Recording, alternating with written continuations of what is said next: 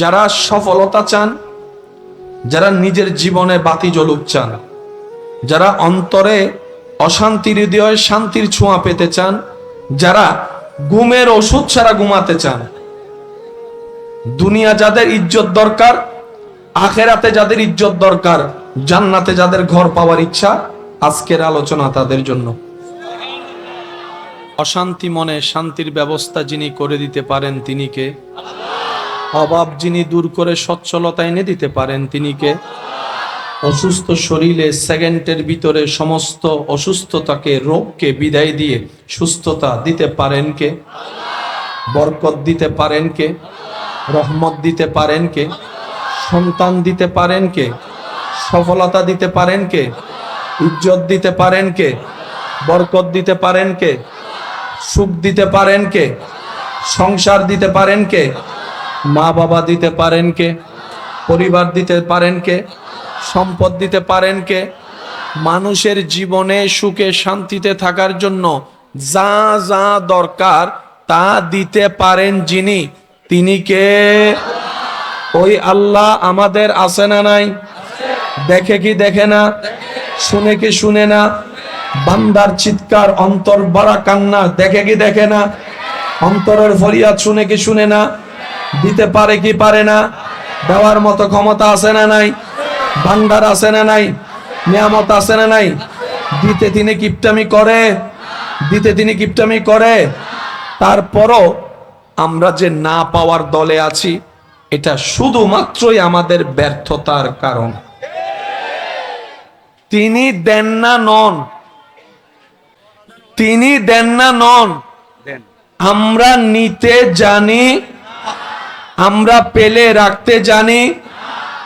নিজেকেই যদি প্রশ্ন করি, এই পর্যন্ত আমাদের ভান্ডারে, আমাদের জীবনের পরিক্রমায় যা যতটুকু যে যা পেয়েছি সব কার দান? বলেন বলেন, জোরে বলেন, কার দান? কিন্তু এখনো পর্যন্ত ওই রবের শুকরিয়া আদায় করার মতো আদায় করতে কি আমরা পেরেছি? পাইলে শুকরিয়া করি নাই, না পাইলে হাজারবার আফসোস করছি। কথা বলেন ঠিক কিনা? আরে জোরে বলেন ঠিক কিনা? ব্যর্থতা কার? বলেন বলেন। তিনি দিতেও পারেন, দেনও। এবার সবাই বলেন, সুন্দর একটা জীবনের জন্য প্রধান যে জিনিসটা দরকার সেটার নাম হচ্ছে রবের রহমত। আমরা দেখি কি দিয়ে? আমরা দেখি রবের রহমত দিয়ে। অনেক মানুষ আছে দেখবেন চোখ আছে, আলো নাই। চোখ আলো নাই, দেখে না। অনেকে আসছে, কান আছে, শুনে না। বলেন না রে ভাই? আর সিডেঙ্গে বাসা দিয়ে তারা কি হয়তো টসা না কি একখান হয়, হনা বাজে টসা না হয় দেন। শোনার জিনিস আছে, শুনে না। আমরা চোখ দিয়ে দেখি না, আমরা মূলত রবের রহমত দিয়ে দেখি। সুবহানাল্লাহ। আমাদের শোনাটা রব্বুল আলামিনের রহমত, আমাদের খাওয়াটা রবের রহমত। যদি রবের রহমত না থাকে, বিশ্বাস করেন ভাই, মুখেও স্বাদ লাগবে না, ডোগগিলা হবে না, পেটেও যাবে না, হজমও হবে না। আওয়াজ দেন, আওয়াজ দেন, আওয়াজ দেন, ঠিক কিনা? আমাদের প্রত্যেকটা কিছু রবের রহমতের সাথে কানেক্টেড হয়ে আছে। আপনার যে নিঃশ্বাসটা নেওয়া সেটাও রব্বুল আলামিনের রহমত, নিঃশ্বাস ফেলা রবের রহমত, হার্টবিটের প্রত্যেকটা ছন্দ আওয়াজ রব্বুল আলামিনের রহমতের সাথে জড়িত। বুঝাতে পারছি আমি কথা? মনোযোগ আছে কি আপনাদের সবার? একটু ক্লিয়ার করি, আপনাদের একটু সাপোর্ট চাচ্ছি আমি। সবকিছুর পিছনে রবের রহমত, কিন্তু সেটা দেখা, ধরা, এটা কি করতে হয়? এটা ফিল করতে হয়, এটা অনুভব করতে হয়, এটা ফিল করতে হয় এখান থেকে, এই জায়গা থেকে। সেজন্য বলি, মানুষের কাছে সবচাইতে দামি জায়গার নাম মাথা। যে ধর্মের মানুষই হোক, মানুষের কাছে সবচাইতে দামি জায়গার নাম হচ্ছে মাথা, আর মুসলমানদের কাছে সবচাইতে দামি জায়গার নাম হচ্ছে সিনা। মানুষের দামি জায়গা, রিপ্লে দিতে হবে ভাইয়া, সাউন্ড একটু লাউড করতে হবে। মানুষের দামি জায়গা, মুসলমানদের দামি জায়গা। এবার নিজেকে প্রশ্ন করে দেখেন, এই সিনাই যেভাবে যত্ন নেওয়ার, আপনি আমি এখন পর্যন্ত সিনার যত্ন নিতে পারি নাই। সিনাই কি রাখা দরকার ছিল, কি দিয়ে বড়াই ফেলেছি, নিজেকে প্রশ্ন করলেই রেজাল্ট চলে আসবে। জান্নাতে আমার অবস্থান হবে নাকি জাহান্নামে আমার ঘর হবে, নিজের রেজাল্ট নিজের কাছে চলে আসবে। মুসলমানদের দামি জায়গার নাম সিনা। যে সিনায় আছে কলবের মতো স্টেশন, যে সিনার মধ্যে আপনার ওই কলবের স্টেশন আছে, যে কলবের সাথে স্বয়ং রবের রহমতের দরবারে সরাসরি সম্পর্ক আছে। কিন্তু আমরা যত্ন নিতে, আজকে একটু স্বীকার করি, নিজের ব্যর্থতা একটু স্বীকার করি সবাই মিলে, আমরা এই সিনার যত্ন নিতে আমাদের মতো গাদা, আর নান গাদা নাই অনর্গান অনহন, আর নান গাদা সিডেঙ্গে কথা আছে হতে কেলা চিরি লইয়েরে চুলিয়েরে মুখের সামনে দি হন নান তোর হাম ইও হয় না ভারত দা না হয় না, হয় না ও মাতো না বাজি বাফে জাগা কিনি দোয়ান বাঁধি লাইন টাইন বেগিন করে দি ফুয়াই যদি ব্যবসা করি না পারে কেন তো মাথো না বাজি মাথো না ফুয়াই যদি এর ফোরা ব্যবসা করি না পারে হারে দোষ দিতু ইলে বহুত বাফকল আছে ফুয়ারে 3-4 বান ব্যবসা দি একখানো ঠিক না পারে তার হত কইতু। আল্লাহ তাআলা আপনাকে আমাকে নবী রহমাতুল্লিল আলামিনের কারণে কি মর্যাদা দিয়েছেন শুধু এক কথাই বলি, আমরা সবাই ছিলাম জিরো। নবী মুস্তাফার উম্মত করার কারণে আল্লাহ আমাদের সবাইকে বানাই দিয়েছেন হিরো। আপনি এমন একজন হিরো, ফেরেশতাদের জগতের সরদার জিব্রাইল আমিন, হযরত জিব্রাইল আমিন ফেরেশতা রবের কাছে ফরিয়াদ করে, আল্লাহ গো তোমার নবী শেষ নবী মুস্তাফা রাহমাতুল্লিল আলামিনের উম্মত যখন হাসরের ময়দান পার হয়ে পুলসিরাত পার হতে যাবে, তুমি আমাকে দয়া করে অনুমতি দিও, আমি জিব্রাইল আমার সমস্ত পাকা বিছাই দিব, নবী মুস্তাফার উম্মত আমার পাকার উপর হেঁটে হেঁটে পুলসিরাত পার হয়ে যেন জান্নাতে চলে যায়।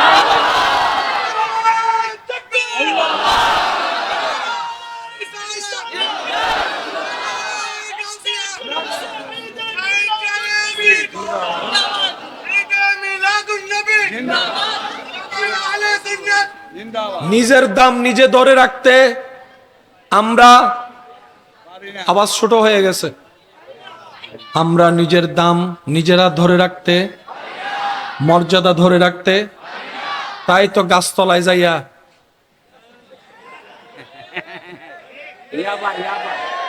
শুনেন আরো জোরে জোরে জোরে, মসজিদের পারে আজানের টাইমে বসে বসে মোবাইলে,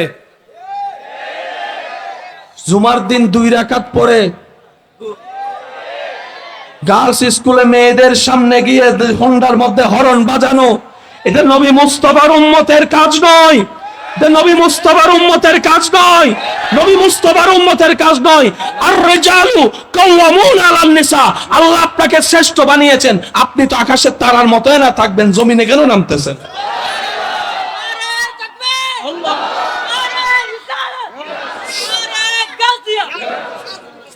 আমার কথায় কষ্ট নিবেন না, আমি আমার মর্যাদার কথা ভাববো, আপনি আপনার মর্যাদার কথা ভাবেন। নিজে বাঁচলে 5 জন সিডেঙ্গে আর কোন রোহিঙ্গা বাংলার কেন, নিজে বাঁচলে আমার কবর আমার, আপনার কবর আপনার, আমার হিসাব আমার, আপনার হিসাব আপনার, যার যার গাট্টি শেষে লাকিস বলকা, এটাই বুদ্ধিমানের কাজ। কিন্তু আমরা বোকামি করেছি কি জানেন, অন্যের লাকিসে কি আছে ওই খবর যতবার নিয়েছি, নিজের লাকিচে কতটুক জমাইছি এই খবর আমরা নিতে জানি নাই। দিন শেষে দেখা যাচ্ছে কবরে আমাকে অন্যের ব্যাপারে প্রশ্ন করে না, আমার সম্পর্কে আমাকে জিজ্ঞেস করে। হাসরে যখন গেলাম অন্যের সম্পর্কে আমাকে জিজ্ঞেস করে না, আমার সম্পর্কে আমাকে জিজ্ঞেস করে। হায় আফসোস, অন্যের ভাবতে ভাবতে জীবনটা কালো দাড়ি সাদা বানাই ফেললাম, কিন্তু আজকে এসে দেখলাম সব প্রশ্ন আমাকে নিয়ে। আমার সকাল কেমন, আমার দুপুর কেমন, আমার বিকাল কেমন, আমার রাত কেমন, আমার ঘর কেমন, আমার বাহির কেমন, আমার মন কেমন, আমার চিন্তা কেমন, আমার জীবন কিভাবে কাটালাম আমাকে নিয়ে। তাই তো বুদ্ধিমানরা অন্যের দোষ খুঁজে খুঁজে সময় নষ্ট করে না, নিজের জগতে আলো সাজাইতে সাজাইতে জীবন সাজায়। আল্লাহ আমাদেরকে বুদ্ধিমান বানার তৌফিক দান করুক। আরেকটু জোরে বলেন আমি। মনোযোগ। আল্লাহ দেন, আমরা নিতে জানি, কারণ আল্লাহ আমাদের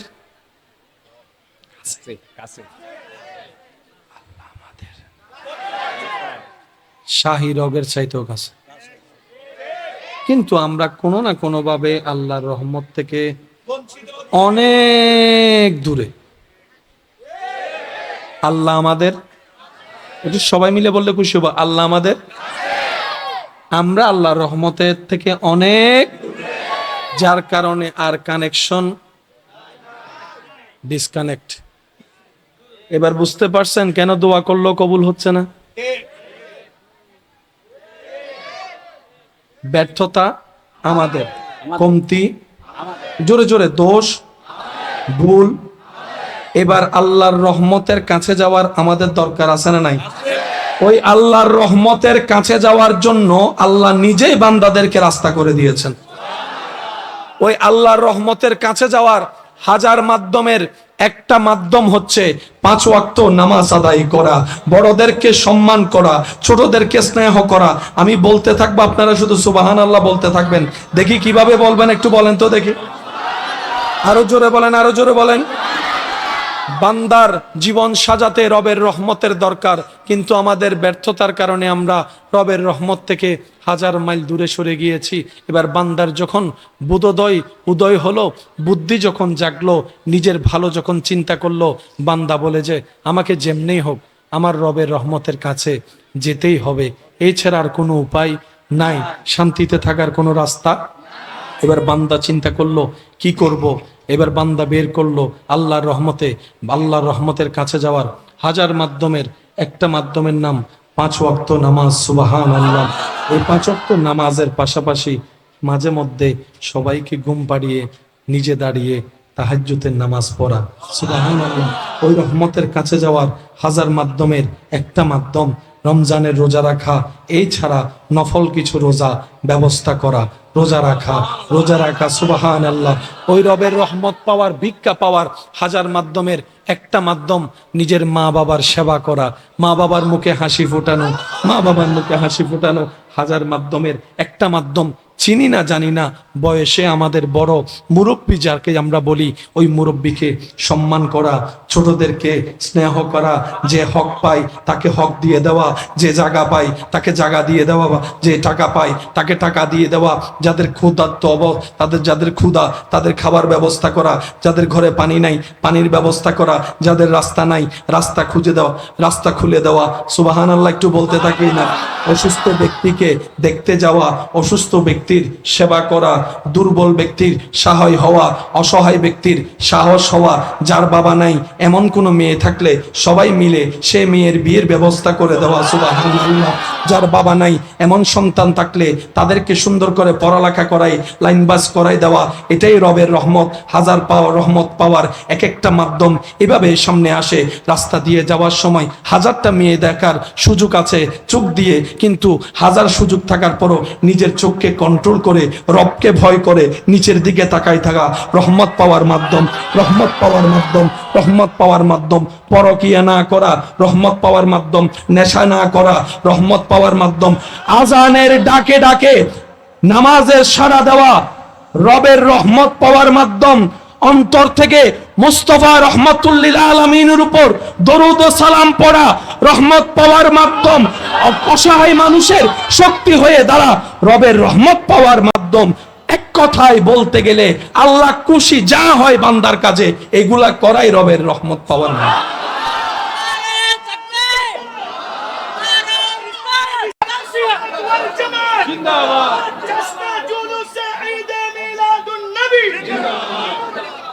রবের রহমত যখন আপনার আমার পাওয়া শুরু হবে, তখন রু নামের মোবাইল চার্জ হয় না। সুবহানাল্লাহ বেন্ডার আয়দন নি গরজ যাইরে হইউন ন আরেকখান আস্তে করে হস হবে। সুবহানাল্লাহ হইবেন দে ক্যাঙ্গুরি হত্যারণ নি এন ভাবে হইবেন দে যেন হইয়ের অনক দিল খুশি হয়। কিয়া প্রশংসাই এন আল্লাহর গরের দা আল্লাহর বান্দা। प्यार से कहो सुबहान अल्लाह, दिल खोल कर कहो सुबहान अल्लाह। जिसने बनाया है हमको उसी की तारीफ में अपना लब हिलाना यह तकदीर की बात है। हर कोई रब की तारीफ नहीं कर सकता, हर कोई मुस्तफा पर दरूद नहीं पढ़ सकता, वही पढ़ता है जिसके नाम रब के दरबार में कबूल होता है। জোর করে হয় না, এটা দয়া আসতে হয়। এই এলাকায় মানুষের অভাব নাই, আপনারা আসলেন কেন? নাম রব লিপিবদ্ধ করেছেন যাদের, আল্লাহ সেটাই আছে। এখানে অনেকে আছেন দূর থেকে এসে বসে গিয়েছেন কাছের গুলো আসতে, জোর করেও আসবে কারণ নামই তো উঠে নেই। এটার রবের সেটিং আলাদা। মনে করেন এই এলাকায় 10টা হয়, আল্লাহ শ্রোতার দরকার আছে না? আল্লাহ 10টা মাহফিল সুন্দর করার জন্য শ্রোতা ওইভাবে সেটিং করে দেয়।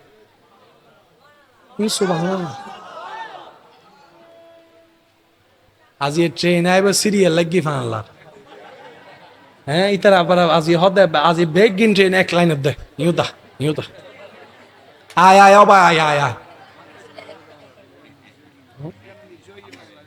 হ্যাঁ আমি আওয়াজ করি তাই জুম দিয়ে কল্পনা ন করি আল্লাহ কেন দয়া করি করার দে। উড়ে ফেলা ভাই আরো মার। হক লা ইলাহা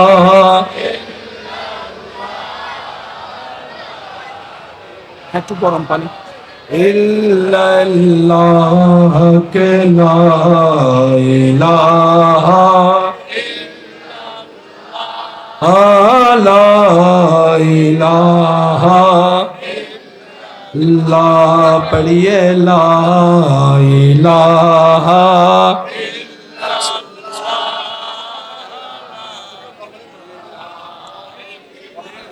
উচ্চ আওয়াজ একবার বলেন মারহাবা। এতটুক কথা যারা বুঝতে পেরেছি তারা বলেন মারহাবা। সব কিছুর মূল একটাই, আওয়াজ আওয়াজ আওয়াজ। এবার মাইকের আওয়াজ যত দূর যাচ্ছে, যে যেখান থেকে শুনছেন গভীর মনোযোগ। জ্যামিতি যারা করেছেন তারা জানে জ্যামিতির ক্যাম্পাস এই অটো আসবে গুনসুপ ঘুরিতে কি দেশ কয়টা ঘুরে কয়টা, মূল কেন্দ্রে বিন্দু থাকে কয়টা। যদি মূল কেন্দ্র বিন্দুটা ঠিক থাকে যতই জোরে ঘুরান মিলবে, আর যদি সেটা হালকা ন্যানোসেন একটু হয়। এতটুকু কথা বুঝতে পারছেন? এবার আসেন, সব কিছুর মূলে একজন। ডাইনে যান বামে যান সামনে যান পিছনে যান, সব কিছুর মূলে। ঠিক আছে? এবার আসেন, আপনাদের এলাকায় যত ঘর আছে এক একটার চাইতে এক একটা সুন্দর ঘর, কোনো সন্দেহ নাই, কিন্তু একটা ঘর আছে যে ঘরের প্রতি মানুষের একটু শ্রদ্ধা আছে, সম্মান আছে। ওই ঘরটা জানি কি? সবাই সবাই সবাই। এমন হতে পারে মসজিদে সেই টাইলসটা নাই, অমুকের বাড়িতে যে দামি টাইলসটা আছে। হতে পারে মসজিদটা তেমন বড় না, অন্যের বাড়ির তুলনায় অনেক ছোট, কিন্তু সবাই ওই কোটিপতির ঘরকে দেখতে যায়, সম্মান করে না, সম্মান করে না, ভালোবাসে না, ভালোবাসে না। কিন্তু একটা ভাঙ্গা ঘর হলো যখন সেটা বাইতুল্লাহ, শব্দটা একটু খেয়াল করবেন, বাইতুল্লাহ। বাইতুল্লাহ, বাইতুন মানে ঘর, আল্লাহ মানে আল্লাহ, বাইতুল্লাহ ঘরটা যখন রবের হয় তখন সেটা আশেক বান্দাদের অন্তরে ভালোবাসার জায়গা নেই, সম্মানের জায়গা নেই, শ্রদ্ধার জায়গা নেই, আদবের জায়গা নেই। বান্দা বলে আমি আকার দেখে ভালোবাসবো না, ভালোবাসি না, শ্রদ্ধা করি না, ঘরটা যেহেতু আমার আল্লাহর, সম্মানটাও মহাব্বত করি আমার আল্লাহর জন্য। আল্লাহু আকবার।